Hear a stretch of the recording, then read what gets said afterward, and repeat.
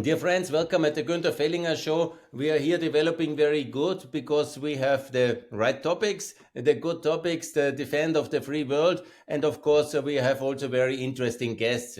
If you can follow us on X and also subscribe us on YouTube and also on Instagram, on LinkedIn, we are on all channels and we are doing what we can in the defense of the free world.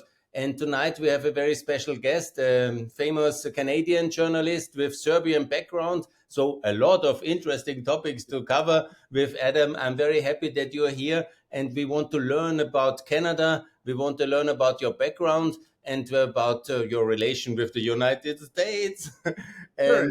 and we want to learn about you. Thanks a lot, Adam, for coming to the show. Please, can you introduce yourself? Thank you for having me. So I am a Canadian political columnist. I write for the National Post, which is one of our two national newspapers. It's the largest conservative paper in Canada. I'm a center-right writer, but in the American context, that basically means that I would be a corporate Democrat. So I'm the kind of guy who votes conservative in the Canadian context, supports Kamala, supported Kamala last year, and would maybe, if I were American, vote for the Republicans in the future if they became a bit more normal. But very much kind of in the political center to center right. Uh, Now, I'm We also see the world very similar in many things. Yeah, actually, very interesting to meet you, Adam. I'm happy for this conversation. yeah, and there's a certain political homelessness that comes with this as well, at least in the international context. Now, I'm also a reporter for the News Forum, which is a smaller national TV channel in Canada, and so they have sent me to Israel to cover the potential war with Iran. So I'm currently in Tel Aviv. And outside of that, I'm also the de facto Ukraine correspondent for the National Post.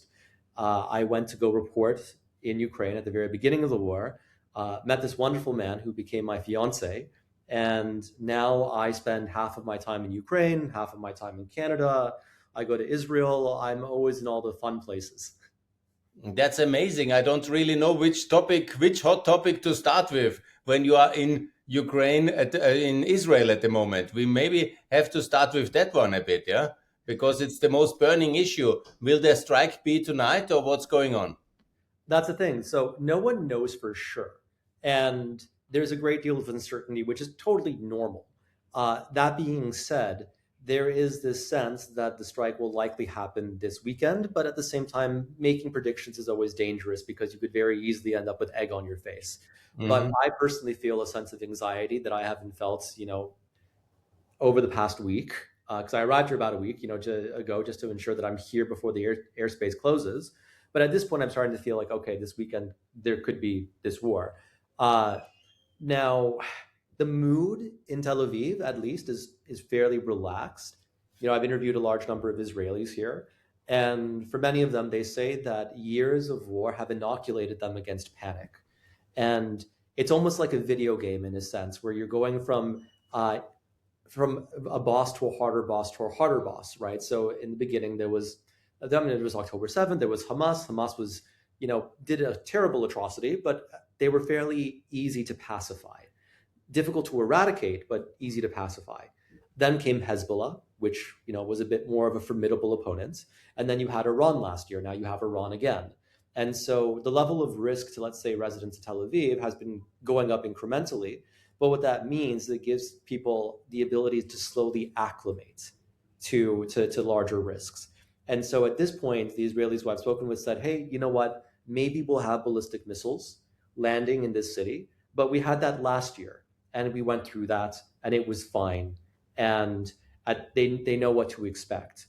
Now, one thing I want to emphasize to anyone listening is that Israel is fairly unique in that its infrastructure is built with war in mind. Since the early 90s, every single building needs to have a shelter. Uh, every apartment building needs to have a reinforced room, which is called a mamad, which is separate from the shelter. And it's illegal to deny anyone access to a shelter. And so what that means is that you have a lot of agency over your own safety. If there are missiles landing in the city, you go to your mamad or you go to a public shelter or a basement shelter, and these things are heavily reinforced. So they're borderline impregnable. Now, of course, they're not going to protect you if a ballistic missile lands directly on your shelter at a certain point. There's just nothing you can do. But at that point, you're just maybe a little bit unlucky, right? Statistically speaking, you are more likely to die from being hit by a car, at least in recent wars. Maybe that will change for this particular war. And that gives people a sense of calmness. Adam, I was in 98 in Israel when Saddam Hussein was throwing some Scud missiles. Yeah, that's historic times. But then I was with one family, a friend of mine, Aaron Cohen, and he simply said, Gunther, relax, we have a bunker for you and you will survive. And then luckily nothing happened. But the Israelis are really accustomed to that one. And the threat of Iranian retaliation, I think, will not shy them away from supporting the American liberation of Iran, which I hope is happening now. Yeah, the thing is that they see this as a necessity. And so no one wants to be in war. No one wants to have their cities bombed. But at the same time, they say that if it doesn't happen now, then it will have to happen in the future. And it's better to get it over with at this point rather than risk having the Iranian regime further consolidate its power, right? Um, and also they know the protocols, right? So as you said, when you were there, they said just go to the bunker. So when I was in Israel last summer for the 12-day war, I was stunned by how well organized everything was. So first you receive a pre-warning on your phone, and that is a warning that comes to every phone. It's mandatory. It's like an emergency or amber alert. And then that warning tells you to go near a safe place, to go near a shelter, but you don't necessarily have to be in the shelter. Then you get a second warning, and at that point, you have about 90 seconds to get inside the shelter because the missile has been launched. And so, as long as you follow the pre warning, you're pretty much okay. And compared to Ukraine, for example, I feel much safer even if the ballistic missiles landing in this area that were landing in this area last summer and could land again this upcoming week, were quite formidable. Tell me about the public opinion in Canada. Will the support regime change in Iran now and the liberation, or will it be like a Iraq-style anti-American mood, which we have seen 20 years ago? So, awareness of the Iranian cause was lacking until very recently. And it changed a lot since January because we have a large Iranian diaspora. We have hundreds of thousands of Iranians, and they began to protest in early January. And initially, their protests were somewhat ignored by the mainstream media because, I mean, I'm going to be very blunt, many journalists tend to be a bit more on the progressive side, and they can be biased here, and they're not always interested in international human rights when the oppressed group here is protesting for secular democracy and against radical Islamism, right? When you have people who are protesting for American power. And Iranians were very angry in January because they thought that our national broadcaster was ignoring them. Most of our newspapers were ignoring them. Same in And Austria, by the way. Same in Austria, really. it happens. But what they did is rather than just complain about it, they took things into their own hands and they organized these enormous demonstrations that grew week after week. And so on February 2nd, there was a demonstration that attracted about, I think, 150,000, 200,000 people in Toronto, which Wow. was huge. That was pretty much one of the largest demonstrations that we had seen in the city in history. And at that point, it was impossible for the media to ignore this. And then 2 weeks afterwards, there was another demonstration that brought about 350,000 people. And that seems to be the largest political demonstration in the history of the city. And whereas the media initially misrepresented what the Iranians wanted, they first just kind of said, oh, they're protesting the regime. And they whitewashed the fact that Iranians want military intervention. After the 350,000 person protest, they realized they couldn't do this anymore. And media coverage began to mention the need or the desire for military intervention and regime change. So people are now on board. And it also helps that the Iranians have been very smart with their messaging. And I don't mean that it's all strategic, they're just a lovely community. And so whereas over the past 2 years, we've had many of these pro-Palestinian, pro-Hamas protests that are very aggressive and often disrespectful towards Canadians. These are the kind of protests where people say the West is evil, Canada is an illegitimate state, they burn Canadian flags, they hate everyone else. The Persians have been totally different. So from the very beginning, they emphasized patriotism. So there were always Canadian flags everywhere at these events. They would stop and sing the Canadian national anthem. And rather than shouting at police officers and vilifying them, you would have Iranian protesters come and give them flowers. So at these protests, I would see police cars covered in flowers. And so this charmed many Canadians. And rather than just see this, it's another diaspora group that is complaining about their problems back home, everyone loved the Iranians. They're the perfect example of what an immigrant group should be. And so there's a great deal of goodwill and desire for them to be free. In Austria, we even had the first parliamentarian from the Conservative Party openly calling on the demonstration for regime change, Andreas Minich. That was a real change because we Austrians, as a neutral country, was always very reluctant for such military interventions. But now I think the public mood has shifted towards regime change in Europe, especially because of the dramatic killings on the 8th of January, which was so horrendous. What was your perception of that killing? What's your information as a journalist? What news did you get out of Iran in the last 6 weeks since this disaster? Well, I haven't received any information that's special. Anything that I've seen is stuff that's available to anyone else. But what I can say is that it dramatically changed the perceptions of Iran. So whereas before everyone knew, at least abstractly, that the Iranian regime, the Islamic regime, was terrible, when they realized that tens of thousands of protesters were murdered just like this in an event that was several times worse than Tiananmen Square, I think that there was an understanding that, wait a second, this situation is untenable and that there needs to be some kind of change. So the Iranian regime was able to suppress domestic dissent, but at the same time consolidated international opposition to their continued existence. There's also a big link between Iran and Russia, obviously. They are basically part of the same axis of evil, and they have supported the Russian war against Ukraine intensively with these infamous Shahid drones. Do you see that regime change in Iran will also help the Ukrainians in their struggle for freedom? Partially, but not as much as you would think. So, and I want to say as a funny story that, when I'm in Tel Aviv, when I was during the 12-day war, I thought to myself, oh my God, Iranian drones exploding over my head. Groundbreaking. We've all been there before after Ukraine.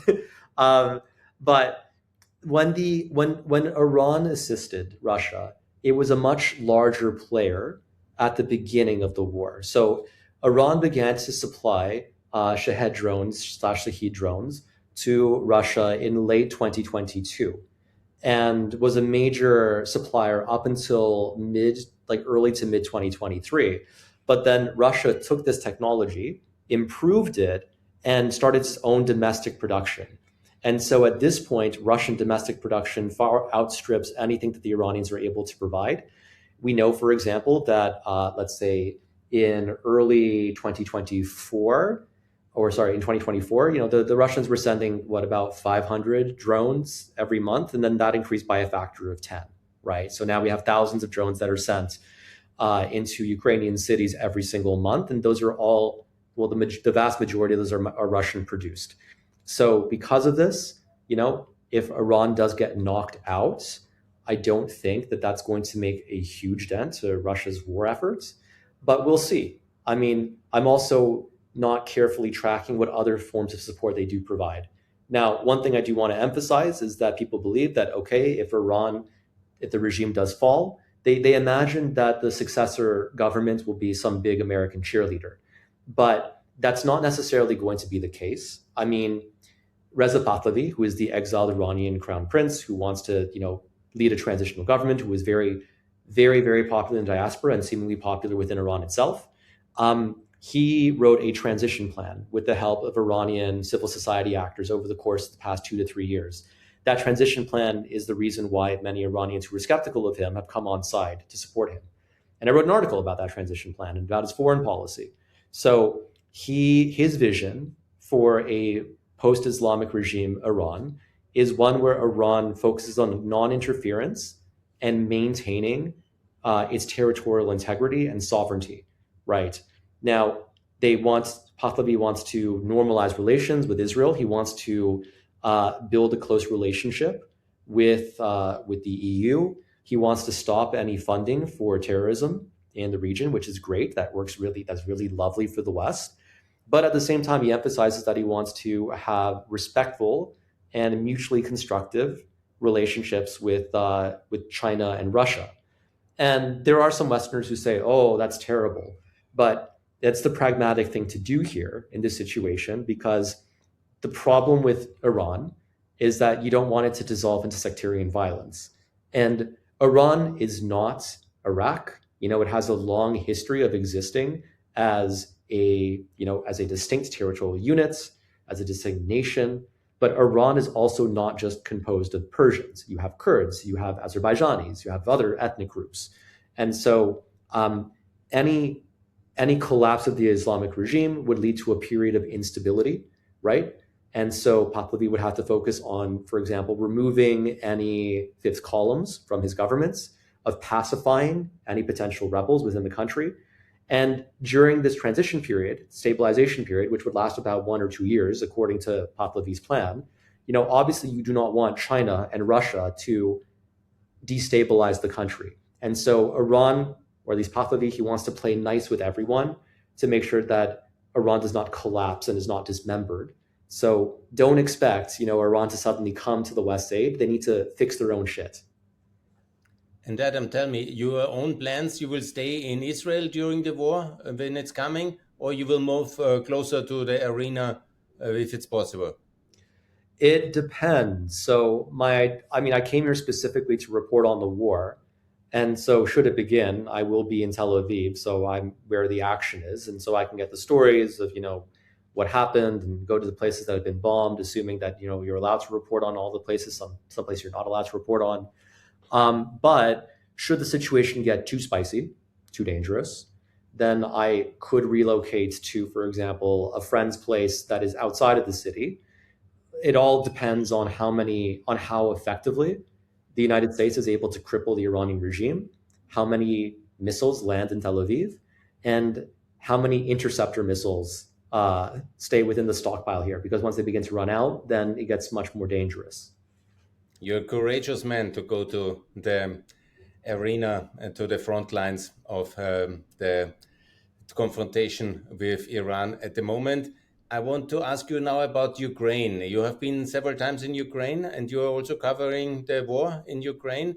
How Canada is one of the key supporters for Ukraine. You have a huge Ukrainian diaspora. You famously had a lot of Canadians, actually, of Ukrainian descent in the last 100 years.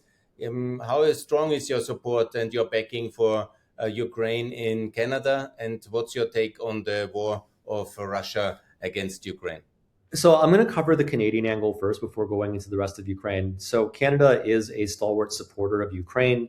Obviously, we do have some Ukraine skeptics, but that problem is much less severe than it is in the United States.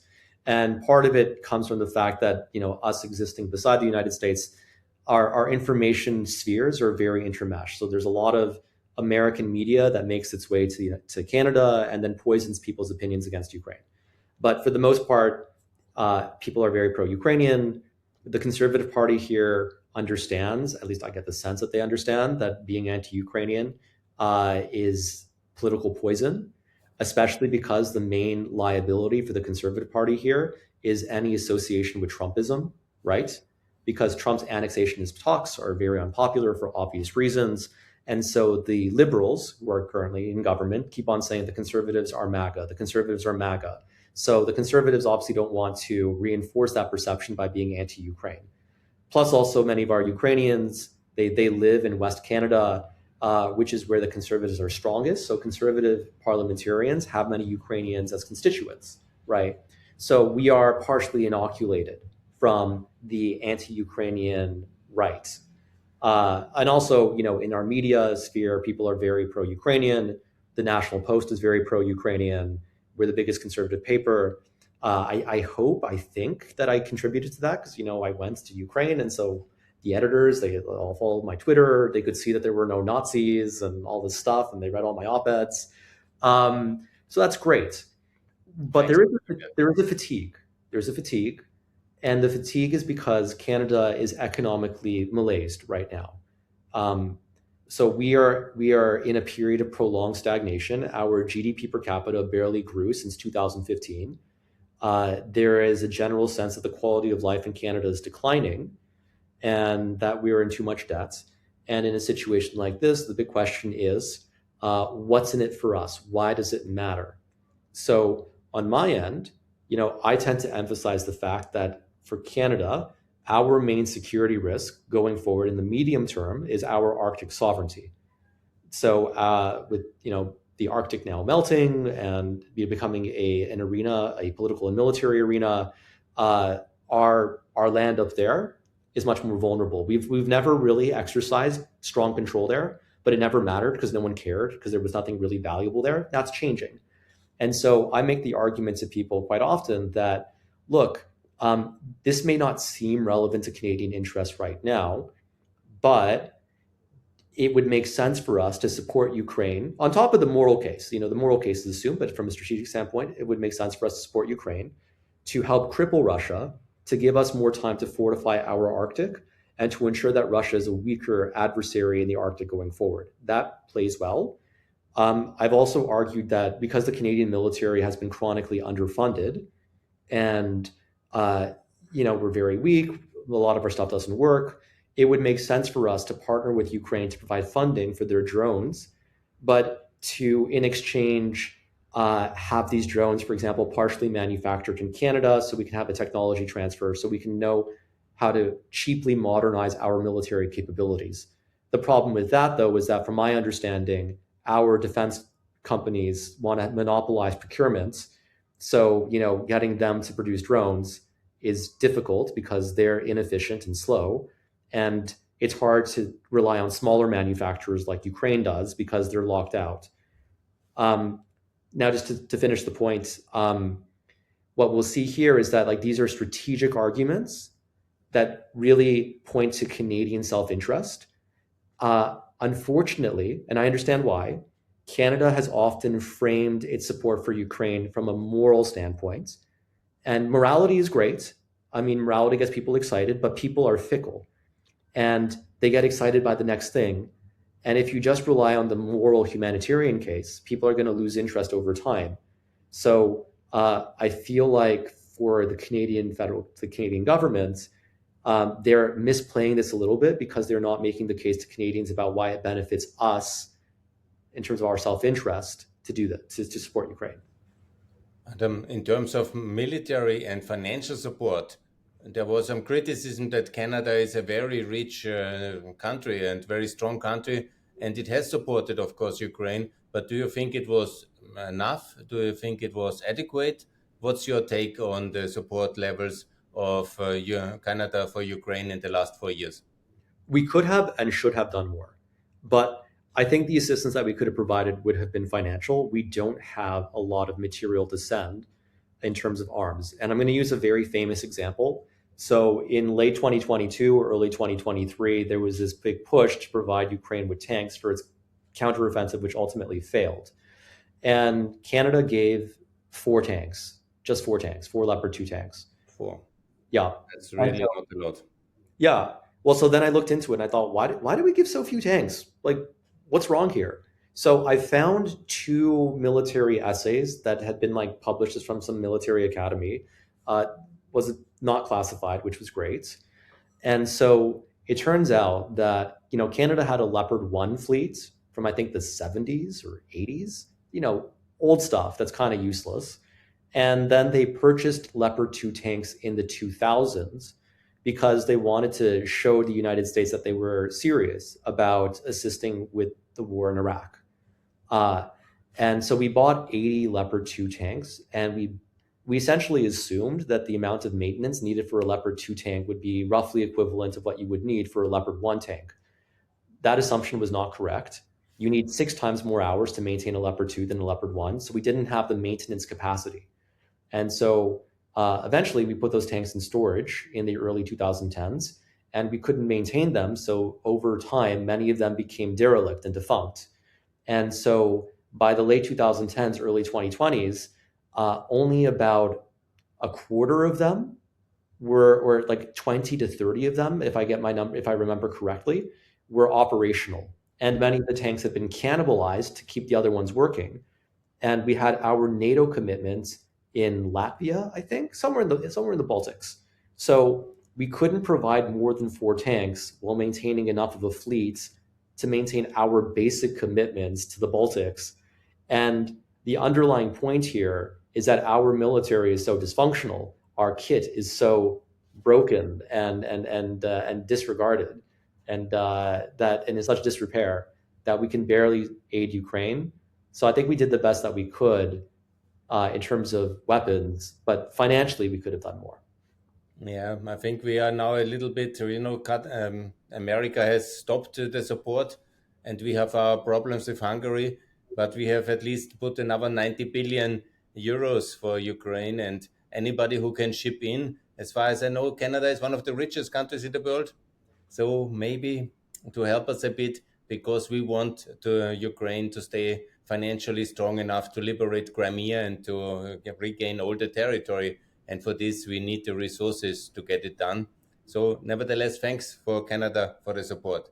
Let's discuss a little bit Greenland, yeah. Because you talk about Arctic security. President Trump was a little bit ambitious and tried to take us our Danish European island, Greenland. What is the Canadian perception of such bullying? It's exactly what you would imagine it to be. We're confused, we're shocked, we're angry, we feel anxious. There's a big question about whether or not Trump is serious. Some people thought that he was just joking and trolling us at the very beginning. And then over time, as you continue making these jokes, people began to wonder, well, what exactly is going on here? He doesn't seem mentally stable. And so overwhelmingly, most Canadians despise Trump, despise this Greenland push. There is a well of support for Trump amongst Canadian conservatives, but it's only about, I think, 45% of the party, which is a lot. But when when the Conservative Party, only has half of conservatives supporting Trump, then that's good, I think, on my end. That it's still a tiny portion of society. The annexationist talks have caused a lot of economic anxiety. It's created some pain in our economy. So Canadians have very much soured on the United States. We thought that we were friends, but that allyship is it's in the garbage now. But the question is, how do we respond to this? And so obviously we need to diversify our trade relations. We need to be less dependent on the United States. I think The Economist has published a wonderful theory that Canada might join the European Union. And by the way, you are very welcome. So, is there a real debate about that, or is this an option? Do you like us? Look, I don't think that anyone's actually considering that here. It's a fantastical idea. It's very abstract. But what we are doing right now, and this is what I don't agree with, is that we are trying to manage our risk with the United States by pivoting to China. And yeah, it's not bad. So what Mark Carney, our prime minister, did is that he announced a comprehensive strategic partnership with China a few weeks ago. And so he went there and he basically said, we're going to reset our relationship with China. We're going to have visa-free travel to China. We're going to allow for media partnerships. So now China's state media can advertise in Canadian spaces, right? They started with some tariff reduction, but the idea is that this is going to be a comprehensive economic relationship. And while I understand that there is a need for us to decouple from the United States to a certain degree, this is just replacing one bully with another. We know that China uses economic coercion very easily, very quickly to punish countries that it perceived as being disobedient. We saw that with Australia in the early 2020s.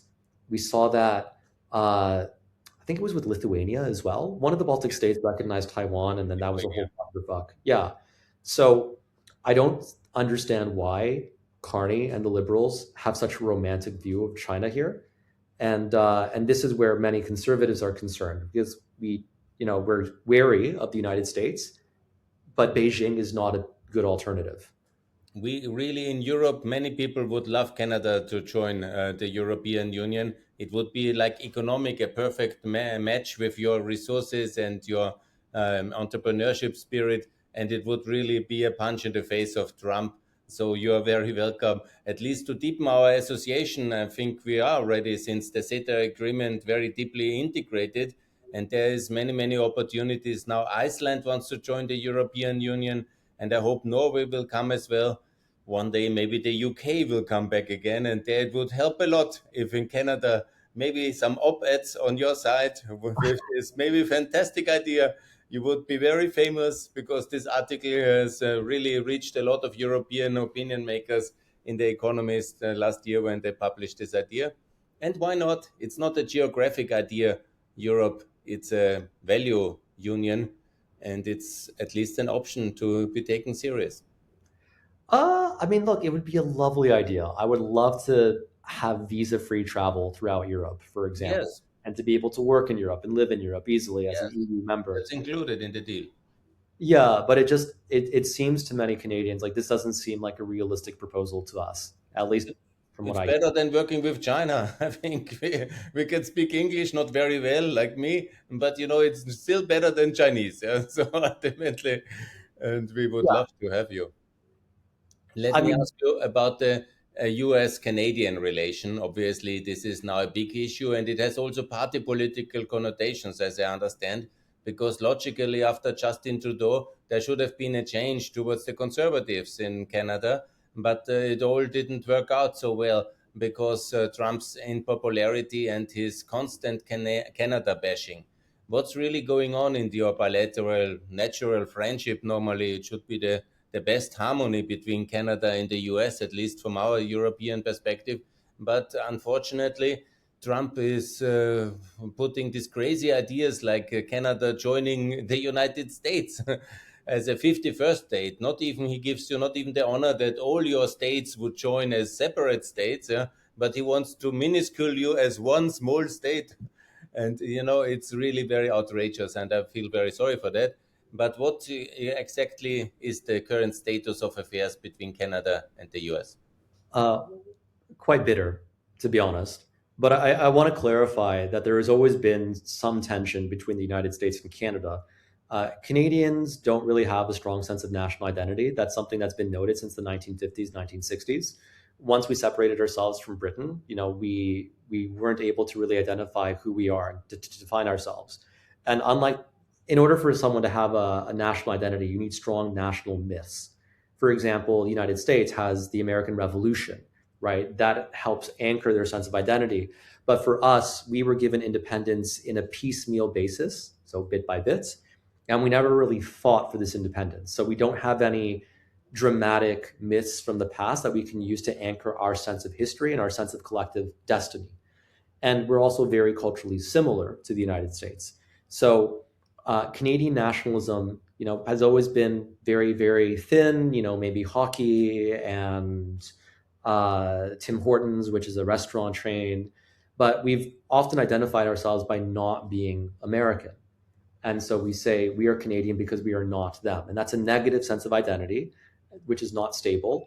But what that means is that for Canada, there's often been a sense of condescension towards the United States. We look down upon them, but it's a condescension which is also rooted in jealousy because they have more money than us, they have more opportunity, they have more clout.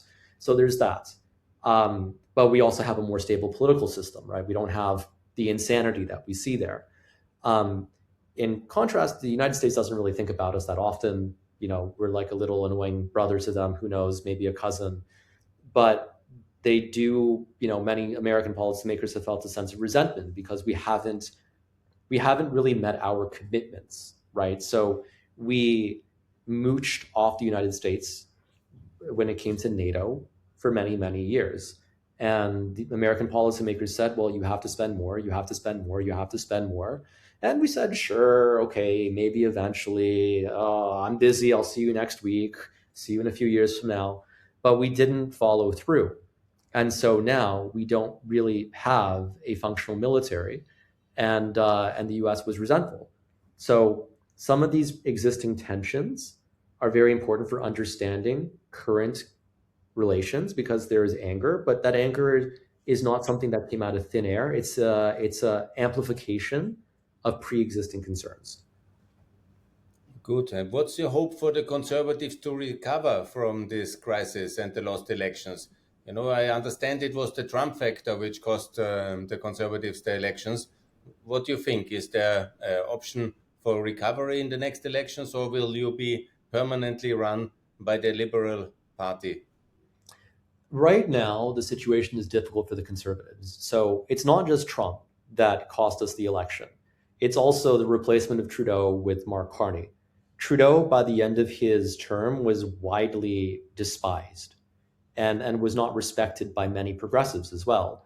He was an unserious leader who prioritized political theater over substantive governance. He's the kind of guy who liked getting selfies, but didn't pay too much attention to the details of policymaking.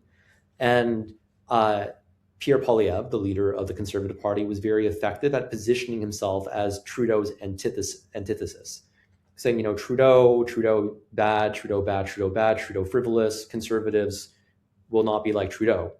So then, in January slash December of about a year ago, Trudeau resigned, and he prorogued Parliament. So Parliament was basically out of session while the Liberals could get their new leader, and he was replaced with Mark Carney. Mark Carney is a much more serious leader. I'm not a liberal. I still respect Carney. He's obviously intelligent. He is a serious man. He speaks like a real human being, and he's much more practical than Trudeau. And I know from my circles personally, and this is just anecdotal, I know people who say, yeah, Trudeau was an idiot, but I respect Carney and I will vote Liberal because I like Carney. Poilievre didn't do enough to condemn Trump's messages at the very beginning. I think part of the reason was that they were concerned that this would distract from the law and order and affordability messaging that the conservatives were so good on. They kind of saw this as a distraction, and they underappreciated how much of a factor this would be.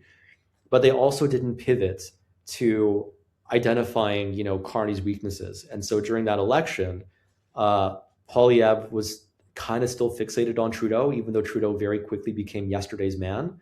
And that also amplified his problems here. Now, another element, which is not well understood by people outside of Canada, is that we have, we're a multi-party system. And we have four main parties, the Liberals, the Conservatives, the NDP, which is our far left party, and the Bloc Québécois, which is a regional party for Quebec. The NDP historically have gotten about 19% of the votes, and they split the votes for the progressives, right? Whereas the Conservatives and Liberals would get about 33, 32% of the vote. Now, the NDP fared terribly in the last election for two main reasons. So their leader, who has since resigned, Jagmeet Singh, was basically, he was like a cringy millennial type progressive leader who did TikToks in the shower, who, prioritized really woke politics that didn't speak to many Canadians, especially in a time of crisis and in a time of economic crisis. And many working class voters were turned off. If you are a blue collar worker in, let's say, a small town in Ontario, and the NDP, which you've historically supported, is now only talking about how we have to uplift women and non-binary people, and talking about, racial issues all the time without talking about class. And you see the leader, wearing, he loved Versace. He always dressed in designer clothing. You see someone like that making TikToks, you're not going to vote for him. So when people saw Carney come in, who was much more serious, there was a mass defection. And so the NDP vote collapsed to about, I think, 6% or so, maybe 7%. And so about 12% of the voters migrated to the Liberals and helped them win the election. So the Conservatives actually got their highest vote share in recent history. They got about, I think, 40% of the votes, which is something that we haven't seen in generations. But they lost because the NDP collapsed and there was a consolidation of the left-wing vote, which was normally split. Mm. Thanks for the explanation. Interesting. The point is with Kani, he's very well received since his speech in Davos, yeah, when he called that we have to tear down the statutes of the past, and he has quoted Václav Havel that all these beliefs from the past must be changed. But what really has he changed for Canada and the world? He said that the old world order is dead, and he went immediately to China to make a deal with the communists of China.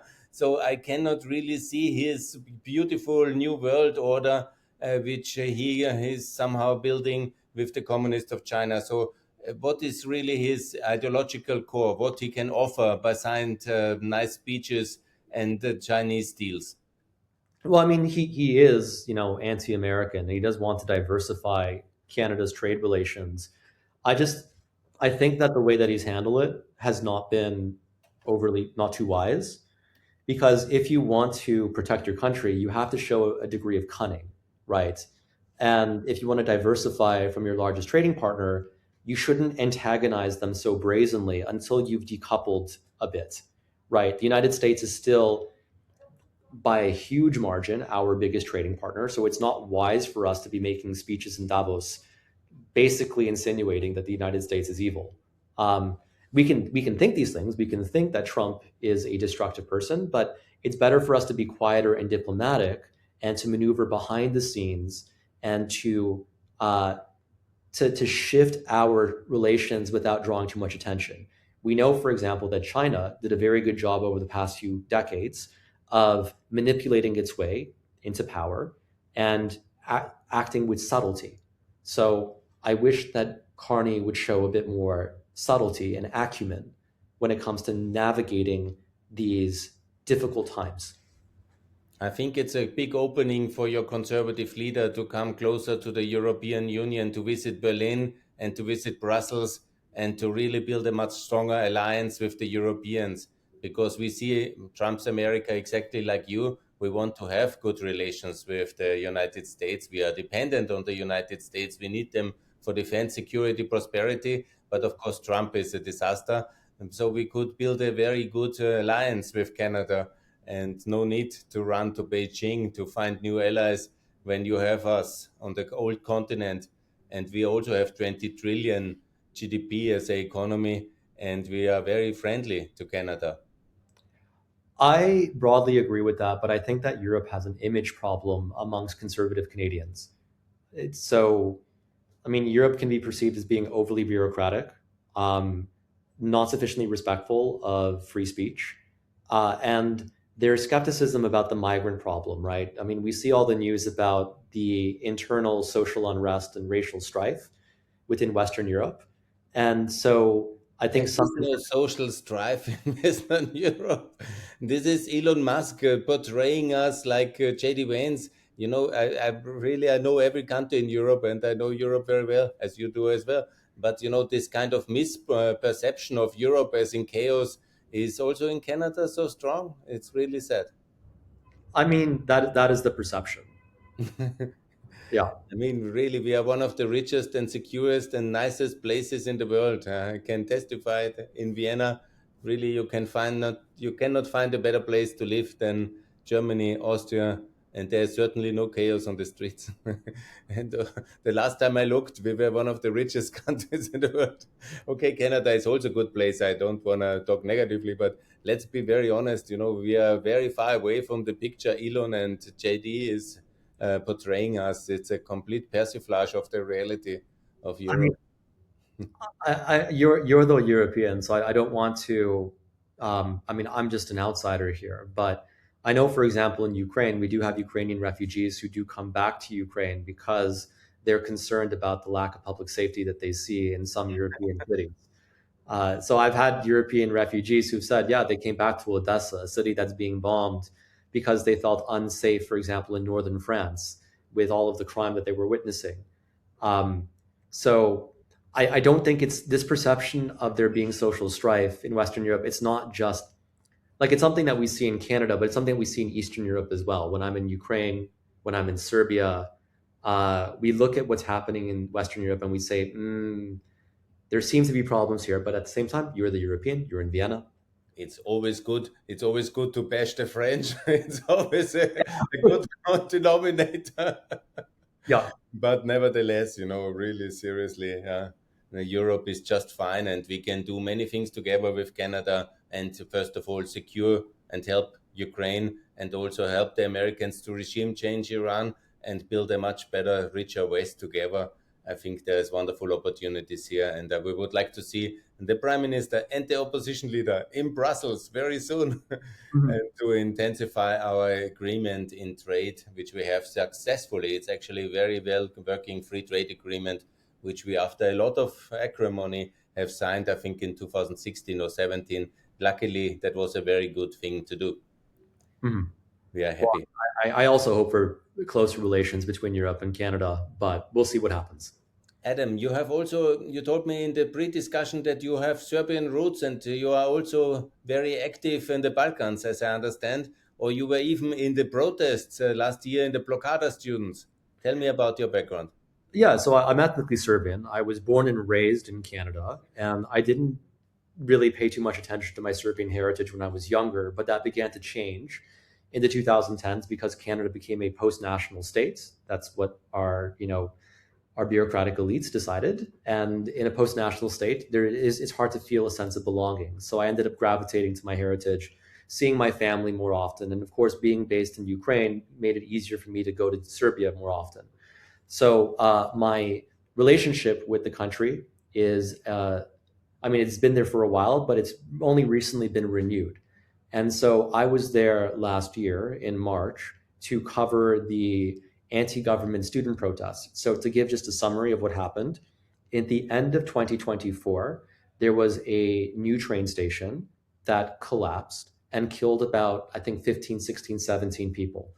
And uh, actually going back just a bit further, so there is a high-speed rail line that is being built across the Balkans, and eventually it's supposed to connect Budapest to Athens, and this is being built by the Chinese. It's their way of kind of building their influence in the Balkans. And the first line was first part of the line was between Novi Sad, which is Serbia's second largest city of 300,000 people, and Belgrade, which is about 1.2 million people. And construction began in the late 2010s. There was, of course, some corruption there. That's just how Serbia is.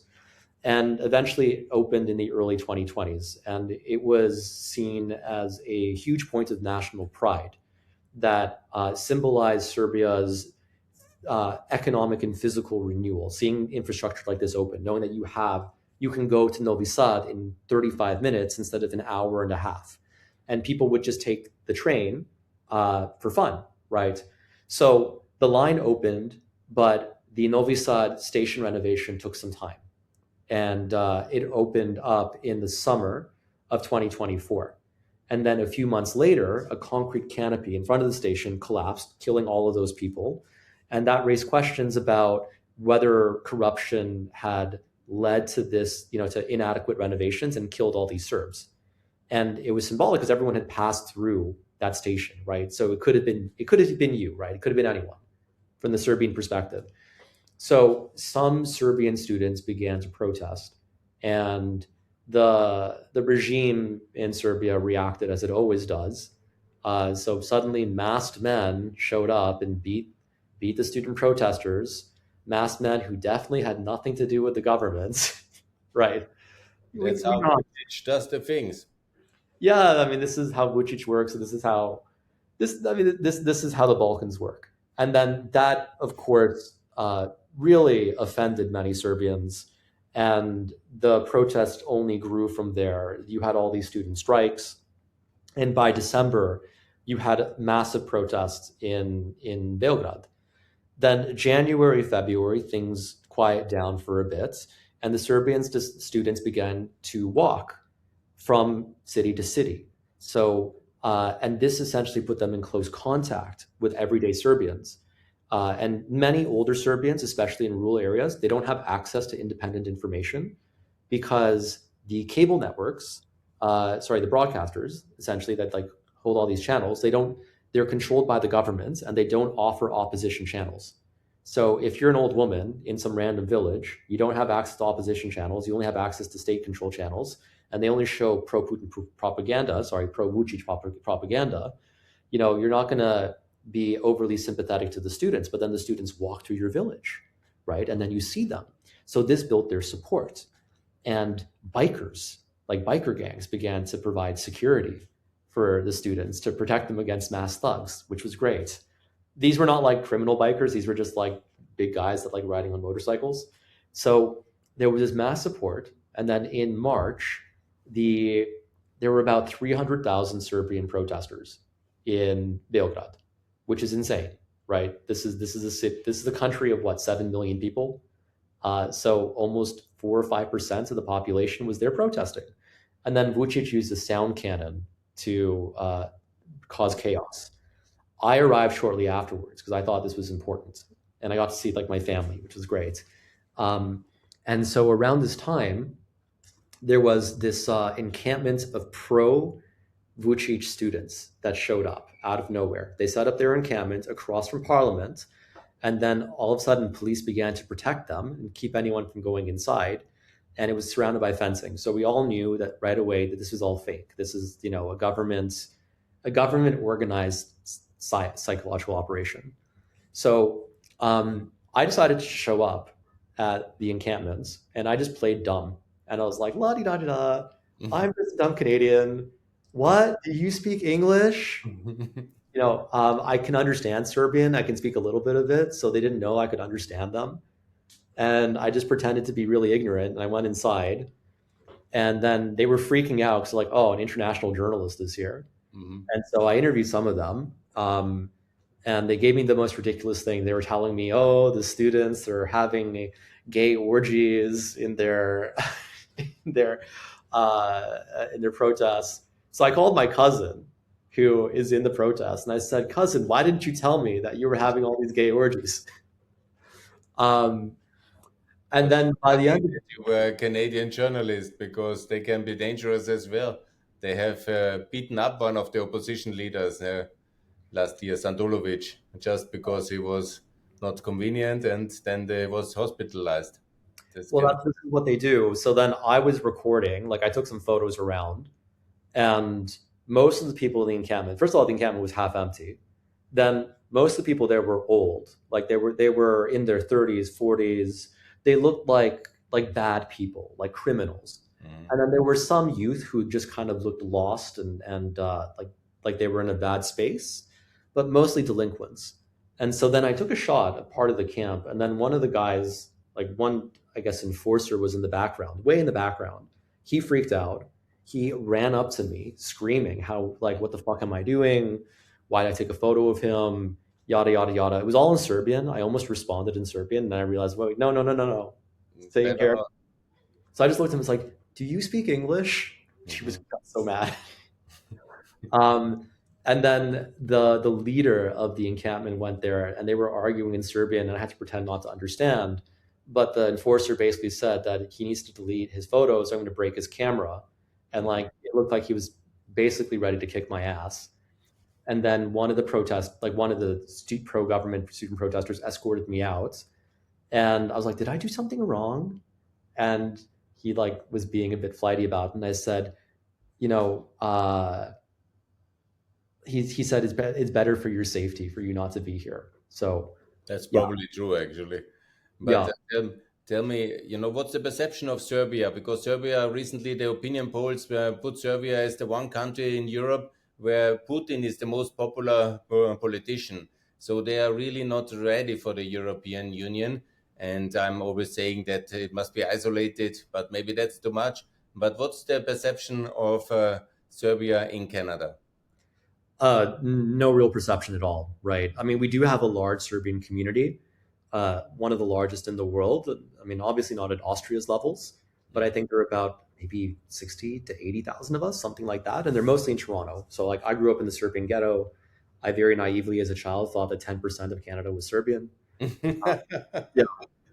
But a lot for me. Yeah. But there really aren't that many of us, so people don't know. And the Serbian community is not very well organized. So when you look at, for example, the Jewish diaspora or the Armenian diaspora, um, they're really good at organizing and advocating for their wants and for their needs. But Serbians were quite atomized, and to the degree that we're politically organized, it's usually small scale stuff like organizing something small to raise money for the student protesters, but we don't really lobby in a concerted way, and so we are not on the agenda. I want to say as well that Serbia is a fantastic country and there are many, many pro-European Serbs. Unfortunately, basically, Putin loves Serbia so much that he has basically occupied the political and economic control levels of the society in 2003. And that's the tragedy of that country, that unfortunately also in the mentality, many people have some whatever traditional links with Russia, and that of course now in the last 4 years has even intensified, and it's unfortunate, and I hope that Serbia finds also a way to the west. Yeah. Well, Other please.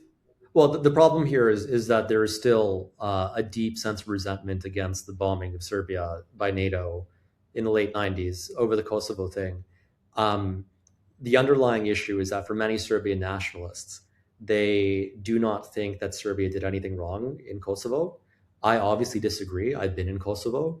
I've spoken with people who have cried when they remember the Serbian atrocities there. On the Serbian end, what they'll often do is they'll say, well, the Kosovar Albanians did horrible things to Serbians living there, which is true. We can't deny that. But they use that as an excuse to absolve themselves of any responsibility for the atrocities that they committed.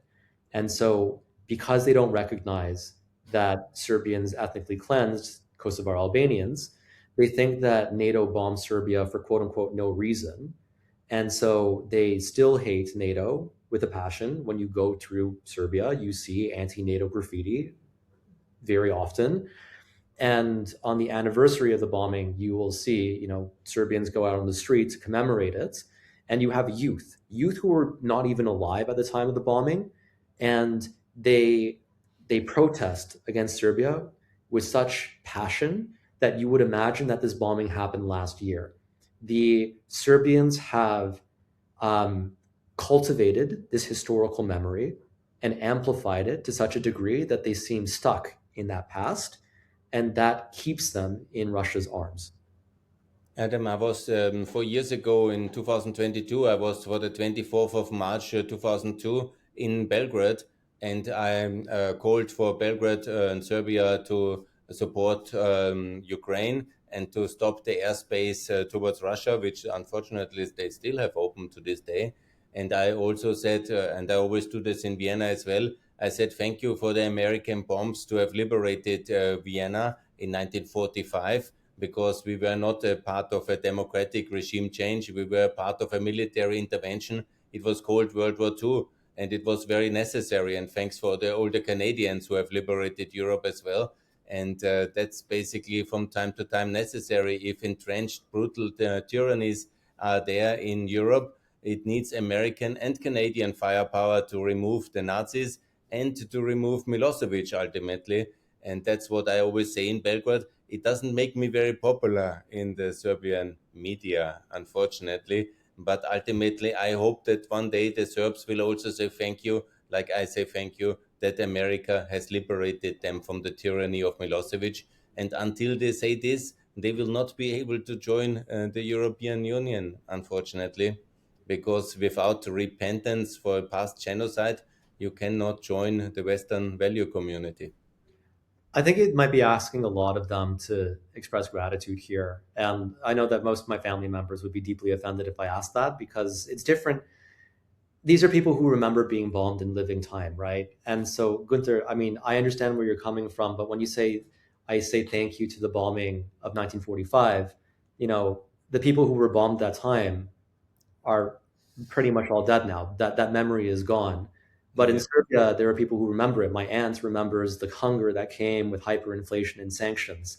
And so I think the most that we can ask for here is just for hopefully that Serbians will slowly forget about this and realize that the past is the past, and there's a different future forward where, by integrating with Europe, Serbia can become great and can become prosperous. But we need to be realistic about what we ask of Serbians when it comes to reckoning with historical memory. We are now, this was in 99 when NATO did the liberation. The Serbs call it the bombing. I say the liberation of Kosovo and the liberation ultimately of Serbia as well. We are now at the eve of other historic liberation campaign. It's of course not decided. We will see what happens tonight or tomorrow. But with all likelihood, what I read on Twitter the whole day, it's now the whole armada of the American firepower is in positioning. The Gerald Ford is also in Israel now, very close to where you are at the moment in the harbor of Tel Aviv. And so basically, the decision for strike will fall this weekend or it will not come. So ultimately, we are going to use military force again, ultimately for a humanitarian cause, because we could also we could also wait 20 years and probably the Iranians will not attack us. So it's ultimately a regime change for humanitarian cause. Yeah? And this is now, of course, a big decision to make. And you see it in the case of Serbia, and that has lasting consequences. So what's your take? Not if It, it happens, but is it the right moral thing to intervene, to use American military power, like in 45, like in 99? yeah, I think the moral case for dislodging the Islamic regime is unambiguous. And I think that if there was any uncertainty around it, that uncertainty evaporated after the regime slaughtered tens of thousands of its own citizens to stay in power. The Iranian diaspora is united in its support for regime change and military strikes. Of course, the diaspora is different from the people in Iran. It is one thing to advocate for strikes when you're outside the country versus when you're inside. But these diaspora voices have family members back home and they talk to their family members. So they do have some sense of what life is like in Iran. And it seems as if many Iranians support this as well. In fact, just before I spoke with you, I was interviewing another Iranian who is based in Israel. So we were doing a video call and I asked about the 12-day war. And he said, yeah, his family back in Iran didn't blame the Israelis, didn't blame the Americans, blamed the regime and wanted the regime gone. And that is what I'm hearing again and again when I speak with Iranians about their families back home. And so if the Iranian people want it inside Iran, outside Iran, if it benefits the United States, if it benefits, the West more broadly, if the only loser really is the regime, then why not? And the Israelis themselves are also willing to pay the cost of this counterstrike because they see this as being inevitable. But it is a bit of a scary time. I found that the 12-day war was fine. I was relaxed throughout most of it because I went to the shelter, but we don't know what to expect right now. And, I'm going to go to the shelter every single time because that's what you do and you are safe there. But I worry about the prospect of being buried alive or dying. Uh, but that might be just me overthinking things. There are 10 million people here who are going through the exact same thing, and you just try to live normally while also being realistic about the risks. On the other hand, Iran, since 50 years, calls for the destruction of Israel every single day. The children in the Iranian schools are shouting death to Israel and death to America every day in the morning. And so ultimately, if the Iranian regime is removed, it's possible, and I think so, worth the risk of the coming nights of fear in Tel Aviv, because ultimately Israel will live in freedom and in prosperity and removed from this permanent danger of a nuclear armed Iran threatening Israel with destruction. I do want to emphasize something, and I know we're running out of time, but this is a very, very important point to emphasize about the Iranian community. Iranians themselves, broadly, are not anti-Semites. In fact, they generally seem to feel very warm feelings towards the Israelis and towards Jews in general. So, in the anti-regime protests that took over Toronto for January and February, one thing that I saw was that in every protest there were lots of Israeli flags, and I interviewed the people holding these flags. Some of them were Jews or Israelis who would come to show support. Some of them were Iranians who, realizing that the Jewish community was an ally, had come to show support, right? And no one harassed these people for carrying Israeli flags. And I would tell my Jewish friends, I myself am not Jewish, but I would tell my Jewish friends, you should come to these protests because ironically, the safest space to hold a Israeli flag in public is in the Iranian community here, right? And after October 7th in Canada, the Jewish community had very few allies, but the one ally that it could always rely on to support it was the Iranian diaspora. Iranians were always at the Jewish events saying, we stand with you because we together are co-victims of this Islamic regime. And from what I hear from the Iranian community, the Iranians back in Iran, not all of them, but like most of them, seem to have no problem with Israel.